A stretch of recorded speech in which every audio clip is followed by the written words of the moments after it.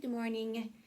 Former President Trump faces charges in historic indictment. Donald Trump has been indicted by a Manhattan grand jury after years of investigations into his personal, political, and business life. This is the first time a former U.S. president has been indicted. Jeez. The exact charges have not yet been revealed, but they relate to payments made during Trump's 2016 presidential campaign when his former lawyer Michael Cohen paid about adult film star Stormy Daniels $130,000 to keep silent about an affair she says she had with Trump a decade earlier. Cohen was reimbursed by Trump's company, the Trump Organization, which also gave him bonuses and extra payments listed as legal expenses. Over several months, Cohen said the company paid him $420,000. In 2018, federal prosecutors charged Cohen with violating campaign finance laws, arguing that the payments amounted to impermissible help to Trump's campaign. Cohen pleaded guilty to those charges and unrelated tax evasion charges and served time in federal prison. Trump was implicated as having knowledge of the deal, but the Justice Department has a policy against indicating a sitting president, and Trump was not charged.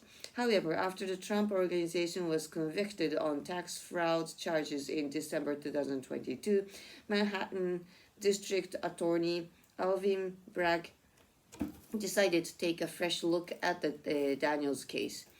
Cohen met with prosecutors nearly 24 times, turning over emails, recordings, and other evidence, and testifying before the grand jury. Trump defense lawyer Joseph Tacopina said Trump did not commit any crime and promised to fight the charges.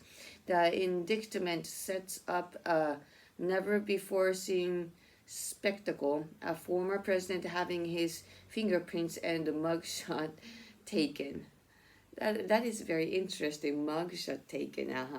The Tacopina said Trump is likely to turn himself in on April 4th. Trump predicted in March that he would be arrested and called for a protest. The New York Police Department told its 36,000 officers to be fully ready to respond to any potential unrest. Prosecutors did not say whether they plan to ask for prison time if Trump is convicted. However, a conviction would not prevent Trump from continuing his 2024 presidential campaign. Does he still continue on that one? Discussion. What are your thoughts on the indictment of Donald Trump? How do you expect the indictment to affect Trump's 2024 campaign? How is Trump generally viewed by people in your country? Have any of your country's leaders been involved in any controversies? In some case. What have been the most scandalous events in your country's political history?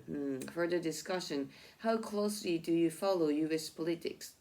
Is your country as politically divided as the U.S.? What are some of your country's most polarizing political issues? When was the last election in your country? Was the outcome expected?